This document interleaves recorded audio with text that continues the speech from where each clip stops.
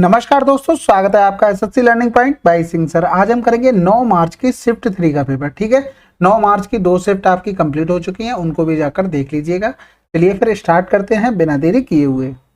दो वृत्तों की परिधि इतनी और इतनी है, इनकी त्रिज्याओं के बीच अंतर क्या होगा। अब यहाँ से समझो बात को, हमेशा हमें क्या डिफरेंस करना होगा, यानी कि 154 माइनस का 77, 22 नीचे आ जाएगा, 7 ऊपर पहुंच जाएगा, 2 नीचे, 11 दूनी 22 हो गया, 11 एकम 11, 11 चौक 44, 11 सत्ते 77, 14 से 7 गया, 7 बचा, यानी कि 7 गुणे 7/4, यानी कि 49/4 हो गया। यहाँ से करेंगे 4 एकम 4, 4 दूनी 8, 12 किसमें मिला आंसर। देखो फार्मूला होता है 2πr1 माइनस का 2πr2 करेंगे, और बराबर कितना दिया 154 माइनस का 77। यहाँ से हमने डायरेक्ट कर लिया। अगला सवाल, 6 लड़कियों की एक कक्षा की औसत x है, x माइनस 2, x प्लस 4, इतनी और इतनी आयु वाली 4 नई लड़कियां कक्षा में शामिल होती हैं।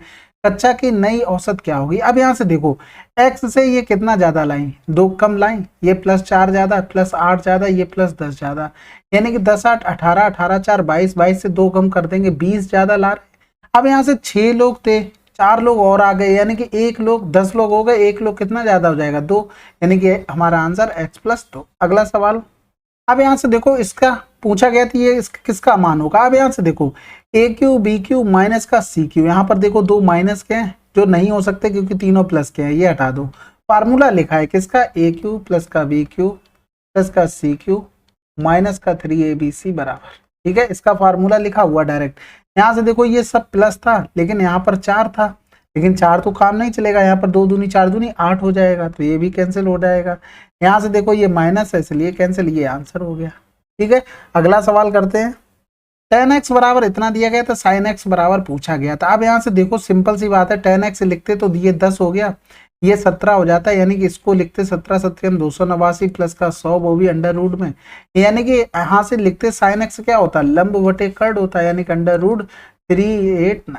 अगला सवाल, 15 व्यक्तियों का औसत भार 30 kg है, नया व्यक्ति जिसका भार 78 kg है समूह में शामिल हो जाता है, 16 व्यक्तियों के औसत भार कितना होगा। अब यहाँ से देखो 30 से कितना ज्यादा लेके आ रहा, 8, 7 से 3 गया 4, अब लोग कितने हो गए 16, यानी कि एक लोगों में कितना बढ़ेगा 3 बढ़ेगा, यानी कि 30 से एवरेज क्या हो जाएगा 33। अगला सवाल, दो संख्याओं में से छोटी संख्या का 20% बड़ी संख्या के 14% के बराबर है। देखो छोटी संख्या के 20%, यानी छोटी आप मान लेते ये 20% और ये 14% किसके, बड़ी संख्या के, तो ये तो कैंसिल आउट हो गया परसेंटेज। यदि दोनों संख्याओं का योग इतना है तो बड़ी संख्या है, यानी कि फर्स्ट अपॉन सेकेंड, 2 सत्ते 14, 2 एकम 2 हो गया। अब यहाँ से देखो कह रहा दोनों का सम, यानी कि 17 की वैल्यू दी गई थी 8942, हमसे पूछा क्या गया था बड़ी संख्या, बड़ी संख्या क्या आ रही 10, यानी कि कहीं ना कहीं हमको एक 0 चाहिए, सभी में 0 है, लेकिन यहाँ से देखो कितने का गुणा करेगी, ये 2 मिल जाएगा, यानी कि यहाँ से 7 छक्का 42, देखो 6 इसमें भी है इसमें भी है, ये दोनों ऑप्शन चले गए। अब यहाँ से देखो 2 ऑप्शन चले गए, अब यहाँ से 17 पना 85 पूरा करना पड़ेगा, बचा क्या 17 दूनी 34, 17 छक्का 102। अगर यहाँ से थोड़ा मिल जाता तो हम और जल्दी कर सकते थे। अगला सवाल, एक घड़ी के अंकित मूल्य के 4/5 भाग पर बेचने पर 10% की हानि हो रही है। देखो अंकित मूल्य अगर इतना था, उसको इतने रुपए में बेच रहे तो 10% की हानि हो रही है, यानी कि कॉस्ट प्राइस अगर 100 रहा होगा, 10% की हानि होगी तो 90 की वैल्यू 4 है, तो अगर 100 बराबर निकालेंगे तो 4/90 गुणे 100 हो जाएगा। तो कह रहे थे घड़ी के अंकित मूल्य और क्रय मूल्य में अनुपात, देखो अंकित मूल्य 5 हो गया, क्रय मूल्य 4 गुणे 10/9 हो गया, 0 से 0 काट दिया, यही तो अंकित मूल्य बना था।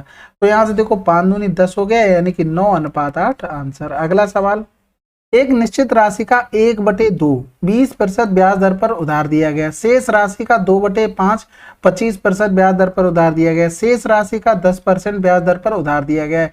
यदि कुल राशि पर 2 वर्ष के लिए 360 साधारण ब्याज प्राप्त होता है तो कुल राशि कितनी होगी। अब यहाँ से देखो 1/2 और 2/5, नीचे एलसीएम क्या हो रहा था, हमने पूरी मान ली कि ये 10 थी, इसका 1/2 करते हम तो कितना आता 5 आता। अब यहाँ से कह रहा था शेष राशि, यानी कि 10 से 5 चला गया, अब राशि कितनी बची 5, इसका 2/5 करेंगे तो देखो 5 से 1 यानी कि 2 आ जाएगा, 5 2 7 हो गया, यहाँ पर राशि बची कितनी 3 बची है, यानी कि इस पर हमसे कितना ब्याज लिया गया 20% के हिसाब से, इस पर 25 के हिसाब से, और इस पर लिया गया है 10% के हिसाब से। अगर यहाँ से 2 वर्ष का निकलता सबका तो 2/100 यहाँ से कॉमन ले लिया, ये सब क्या निकल रहा, ब्याज निकल रहा, क्योंकि हमें पता है कि SI बराबर होता है P into R into T upon 100।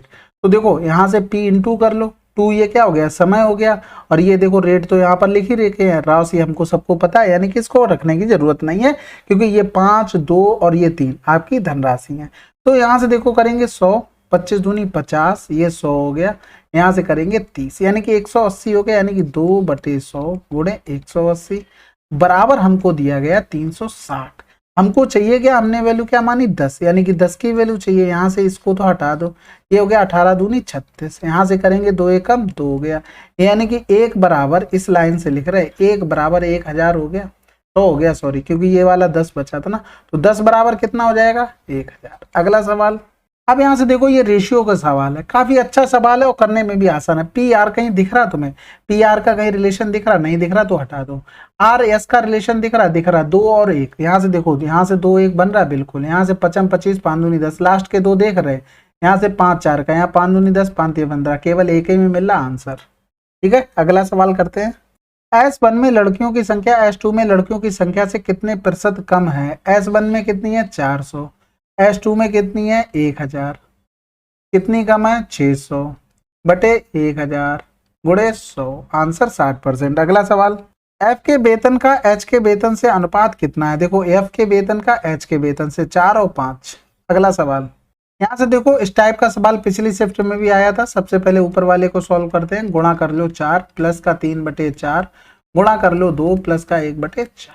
ये देखो 4 से 4 कैंसिल आउट हो गया, यहाँ से करेंगे 2 दूनी 4 हो गया, यानी कि एलसीएम लेंगे तो 4, यहाँ 2 हो गया, यहाँ पर 4 तियां 12 हो गया, यहाँ पर 2 दूनी 4 यानी कि 6 हो गया, यहाँ पर 1 हो गया, यानी कि 12 6 18 और 2 20 21/4 आ गया। अब यहाँ से देखो नीचे वाले टर्म को सॉल्व करते हैं, यहाँ से ये 2 ऊपर पहुंच जाएगा, यानी कि यहाँ से 2 दूनी 4 बचा क्या 3/8 माइनस का ये 4 ऊपर चला जाएगा, यानी कि 2/3, फिर गुणे में 1/4 यानी कि 2 दूनी 4 हो गया, यहाँ से करेंगे 3 माइनस 3/8 माइनस का 1/6, यानी कि एलसीएम लेंगे तो 24, 8 तियां 24, 3 त्रिका 9, 6 चौक 24, तो 9 से 4 गया 5/24, तो यहाँ से डिवाइड करेंगे 5/24, 24 ऊपर चला जाएगा, यानी 24 गुणे 21/4 गुणे 5, यहाँ से करेंगे 4 छंग 24 हो गया, 21 छक्का 126/5। अगला सवाल, एक कार निर्धारित समय से 60 मिनट पहले निकलती है, लेकिन 280 किलोमीटर दूर अपने गंतव्य तक पहुंचने के लिए उसे अपनी सामान्य चाल के 14 किलोमीटर प्रति घंटा धीमी करनी पड़ती। कार की सामान्य चाल क्या होगी, इसको देखो नोट कर लो। ठीक है, हमेशा देखो यहाँ पर टाइम फिक्स नहीं दिया गया, चाल भी फिक्स नहीं दी गई, हमेशा ऑप्शन से जाओ, ऐसा ऑप्शन पकड़ो कि 280 को पूरा पूरा काट दे। ठीक है, यहाँ से देखो 63 से कट रहा है, बिल्कुल 7 चौक 28 और 7 9 63 नहीं कट रहा, हटा दो। 66 से नहीं, हटा दो। 70 ले लो, ऑप्शन चेक कर रहे हैं, 7 चौक 28, कितने घंटे लगे 4 घंटे लगे। अब स्पीड क्या की गई 14 किलोमीटर प्रति घंटा कम कर दी गई, यानी कि 70 से 14 कम, 10 से 4 गया 6 बचा, 6 से 1 गया 5, यानी कि 280/56, तो 28 दूनी 56, 2 पंजे 10, कितना कम लगा, कितना देखो पहले 5 घंटा लग रहा था, स्पीड बढ़ाने के बाद मतलब सॉरी 1 घंटा कम हो गया, यानी कि 60 मिनट का डिफरेंस आ गया। 60 मिनट यानी 1 घंटा मतलब 60 मिनट, तो हमारा आंसर सेटिस्फाइड हो गया। मार्क कर लेना अगर नहीं पता हो। अगला सवाल, यहाँ से देखो 11 से विभाज्य तो b माइनस a का मान क्या होगा। तो देखो 7 5 12, 12 प्लस का b, और फिर यहाँ से माइनस करेंगे a प्लस का 2। अब यहाँ से देखो सिंपल सी हमें वैल्यू पुटिंग रखी, यहाँ पर कुछ कह रहा था कुछ भी नहीं कह रहा था। अगर मान लो यहाँ पर हम रख देते 1, यहाँ पर रख देते 0, तो एक चीज बताओ, यहाँ से 12 1 13, 13 माइनस का 2 कितना बचता 11, 11 सेटिस्फाइड हो गया, यानी कि हमें v की वैल्यू जो मानी है वो 1 है, इसकी 0 होगा, आंसर बस।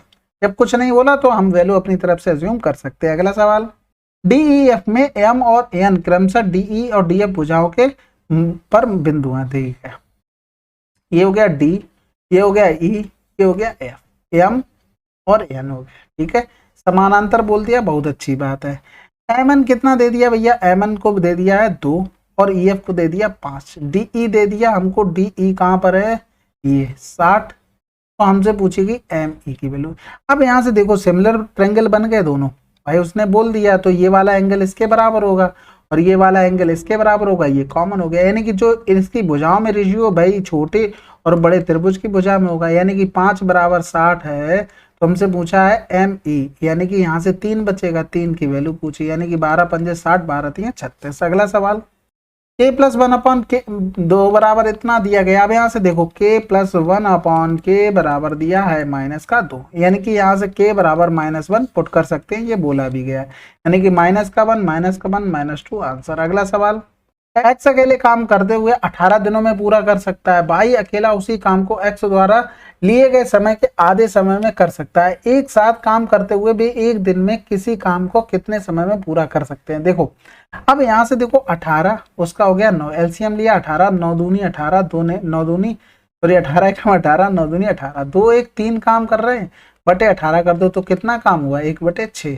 अगला सवाल, अब यहाँ से देखो सारे न्यूमेरिक नंबर दिए गए हैं, बिल्कुल वैल्यू पुट कर लो। 45 रखेंगे तो यहाँ पर 1 हो गया, माइनस का √2 हो गया, यहाँ पर करेंगे 2 प्लस का √2 हो गया।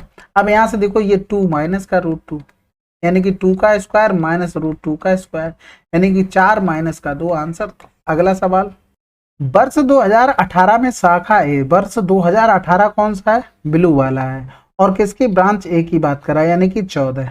ठीक है, यहाँ से देखो लास्ट में तुरंत पहुंचा करो अनुपात, क्योंकि इनमें देखो इन सवालों को जैसे आपको ये दिए जाते हैं, इनको पहले ये देख लिया करो क्वेश्चन में पूछा क्या गया, पता लगे आप पढ़ते ही चले जा रहे हैं, डर की वजह से पूछा नहीं। आप पेपर जब 1 टाइम में सॉल्व करने जाते हैं तो ये वाली लाइन जरूर पूछ लिया करो, देख लिया करो किसी इजी है कि सरल, मतलब कठिन है। अगर आपने ये कैच कर लिया बस आपका काम खत्म हो गया। अब कह रहा था 2020 में शाखा 2020 वाली ये है, और सी की बात कर रहा है, यानी कि यहाँ पर 70 हो गया, 14 पंजे 70, 1 अनुपात।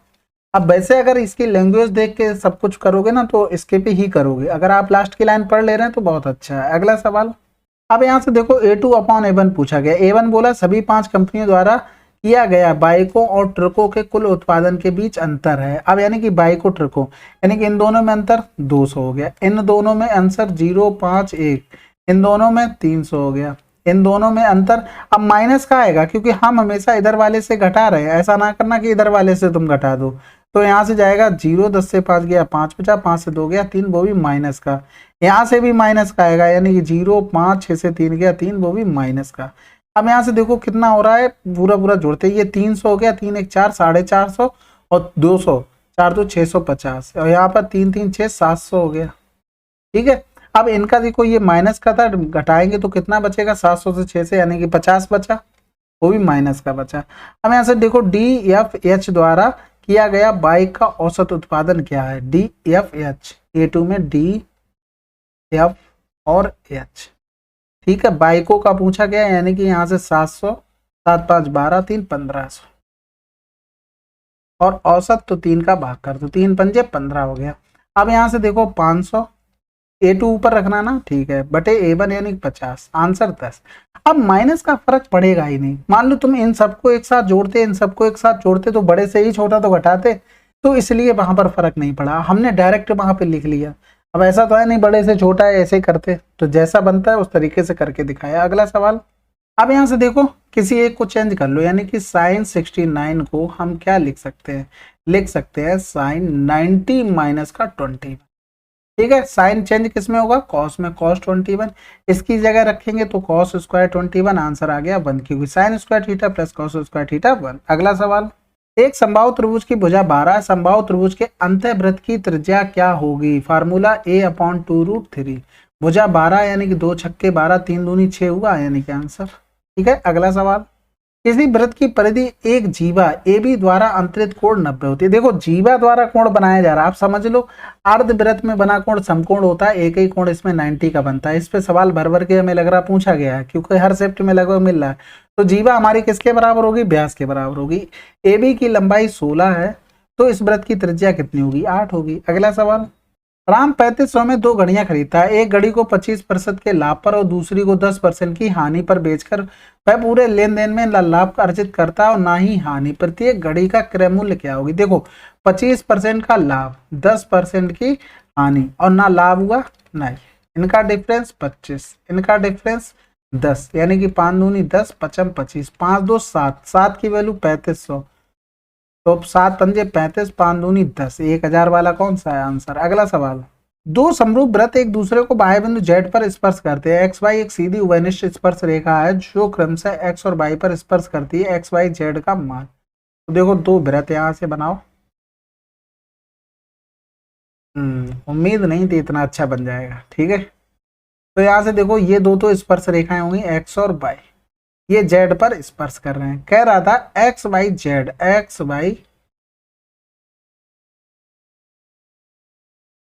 अब यहां से देखो इस सवाल में गलती थी, थोड़ी गलती क्या थी, अगर मान लो ये सेंटर होता, सेंटर से ये स्पर्श रेखा पे कोई लाइन खींचते तो कितना कोण बनाता, 90 बनाता। तो ये वाला कैसे 90 दे दिया, समझ गए बात को। तो ये सवाल थोड़ा सा गलत था, कोई बात नहीं, हो जाती है कभी कभी मिस्टेक। फिर चलिए फिर अगला सवाल करते हैं।